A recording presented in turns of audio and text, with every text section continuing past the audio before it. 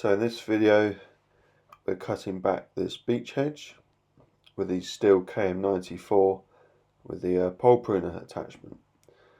So as you can see, I've already started just a little bit just to see where I need to go, check with the client that it was the right distance to go back. So the problem we have here is when the client or anyone else leave the driveway, they can't see what's coming to their right.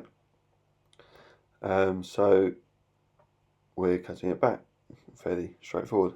So this was, I think it's about end of January, maybe early February time. So stuff to look for is you always want to keep some growth possible. So the other side by that car there, you can see on the right, leaving all that growth, leaving the little side bits there, and I didn't take too much off the top part of this side, just to sort of leave some of it, although it is fairly straight. The whole hedge wasn't completely square, so you just got to look where you're cutting really, and obviously pay attention. Been working on the public footpath here, of people walking up and down, so I just cut that bit as you saw in that section just there, and then cleared all the waste, put that over to one side in the driveway, and sort of kept doing it like that really. The problem with beech quite often is there's always bits tangled.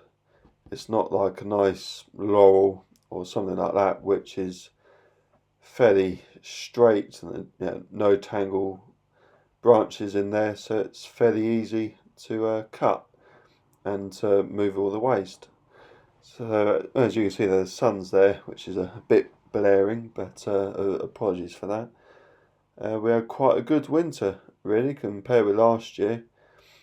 Down here in the southeast might have had half a day of snow, and that was about it really. Quite a few frosts and stuff, but can't really complain with the winter we had. Completely different to last year, as I say. And so managed to start work a bit earlier in general, and it was good to get a job like this done, because the client had been talking about it being a problem for all of last year. So now was the perfect time to get cutting. So something you want to bear in mind is to make sure the chain is sharp. Nothing worse than using a blunt chain. It just takes forever and not that enjoyable. If you don't have a pole pruner, it's maybe for those who either just sort of starting out in their business or just a homeowner curious about doing this sort of stuff. Loppers and either a folding saw or just a general pruning saw is more than good enough for this job. But if you cut these things quite a lot of the time, and you set up a good business where you do garden maintenance and or just tree surgery, you'll have one of these pole pruners in your toolbox. They are brilliant for the amount of money they cost. Fairly easy to maintain. Obviously, the main thing is keep the chain sharp, make sure the bar isn't damaged or bent, and keep some oil in the little reservoir. So as you see, it's quite an easyish job. I didn't have to get up any ladders or anything like that, which is again nice. There's fairly safe job. The only thing really was any pedestrians on the footpath, or any road users. No waste went into the road. As I say, I only did small chunks and then took it round into the driveway, so everything was fairly clear. Did have a high-vis vest on for this job. Obviously been on the side of the road, can't be too careful. And so yeah, it's easier if you work bottom upwards, because your final branch obviously fall down, then you can't see what you need to cut. But yeah, it's fairly sort of straightforward. So you want to leave growth on. You don't want to go into like the main stem of the plant, and just keep on going.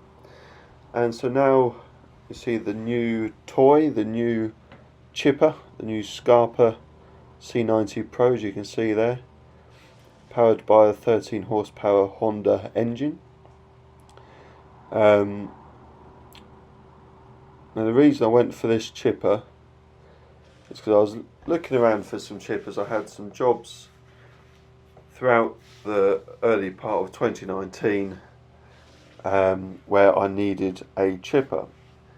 Now after looking on YouTube, obviously Lee from LHL has got a Hexler chipper which is identical to this. My understanding of it is Skarper make the chipper and Hexler wanted it in their colours and their logos, so that's what they did. They don't make that now. Hexler make their own machine with a different manufacturer. Irrelevant to the story really. So I was looking at obviously different chippers. Jason Gardner, I spoke with him. He recommended the chipper that you've seen in some of his latest videos this year. It's a similar sort of thing. It doesn't have the Honda engine. It's got a different variant of that engine, and the whole design is, by no means am I saying Jason's chipper isn't any good. By no means am I one to say, but I do like the way the chute, the chute, you can adjust and turn it all around, and that's where all the waste comes out. You can turn it 360 and adjust everything. So that was one of the reasons I went for it. Also the Honda engine, and obviously paying for it is always quite a scary aspect, but one of these things, they hold their value if you maintain them and don't trash the hell out of them. Like with everything really, maintain them and they won't devalue that much. So I was sort of looking around the small chippers and I couldn't really see anything that I particularly fancied. So I contacted a company up in Essex, which is about an hour and a half away from me. Went over there and they got a load of branches freshly cut, and gave it a go and seemed fairly impressed. So with all this stuff here that you can see me chipping now, that's probably about half of it left still to chip. Now if I had taken a trailer to this job, which is a 10x5 trailer, I reckon at a push you could have got it in one load, but more likely two loads. And so already that saves time and hassle of going to the tip or wherever you want to take the waste. So I managed to convince the client that the best thing to do is to chip it and use it as mulch. Why not really? It's the best thing for plants, and if you see other YouTubers, they do exactly the same thing. Obviously it does look a bit of a mess compared with just soil. Obviously brown leaves on this occasion, but if you were cutting other stuff back in the summer it might be a bit different. But it's definitely worth doing, and obviously this is quite small stuff to be chipping. Bit messy, I say. It's all sort of tangly stuff, so it's not the easiest of stuff to chip, but not the hardest. I have also used this on a conifer cutback job. I think I did, about a week later or something like that. and some of the stuff was probably the size of a Coke can, of a normal fizzy drink can. There are other drinks available on the market, and just eats it no problem whatsoever. Obviously, for the money, some people would say, "Oh, why don't you just get a second-hand Timberwolf?" Which obviously you can tow, and it's got feeders on it. Problem with that is obviously room. If you don't have the storage space for towable chipper, they're more expensive to maintain, being diesel, most of them, and being second hand, more chance of them going wrong. So this was bought brand new. I don't actually know the warranty. I think it is a year, not sure if it's 2. Fairly sure it'll be fine. The dealer was pretty good. Gave me a set of blades and blade bolts with it, and they did trick me fairly well. And also with this, I can get it in the back of the van, which is a high top Transit Custom. Or if you're looking at, if you have one of the new Ford Transit, the bigger ones, either one of them, it will fit in no problem. And that's again another useful thing, is if you're working down a small cul-de-sac, for example, and you can't get a trailer in there, you can just get it in the back of the van, take it out, chip it into either bins or into their garden like this, and it's quite handy. Now, we're in May now at the time of this video. This hasn't been used since March, I think it was. So it's a bit of a seasonal thing, but I've got some jobs lined up for September, October, where it'll be used. And then obviously now if people say, "Oh, can you cut that hedge back or cut that tree back?" I'm able to do it without having to get tree surgeons in, unless it's quite a big job. But I would say if you are looking for something like this, by no means am I going to say you can only buy this Skarper, but you won't go wrong with the Skarper. There are others out there which I can appreciate, and if the situation is that you have a dealer that has something different and they'll take care of you, then by all means go and buy that machine. But I'll definitely buy this chip. Recommend this chipper. Obviously I have bought it,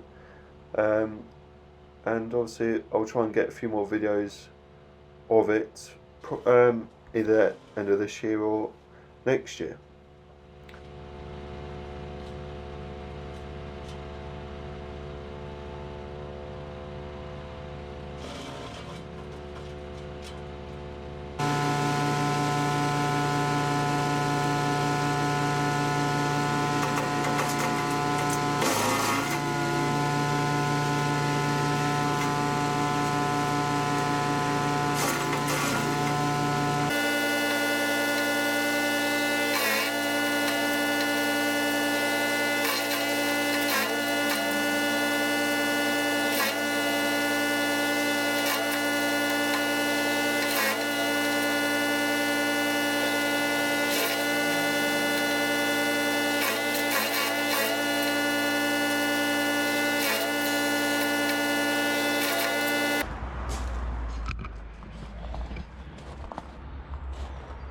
So as you can see, it's done a very good job.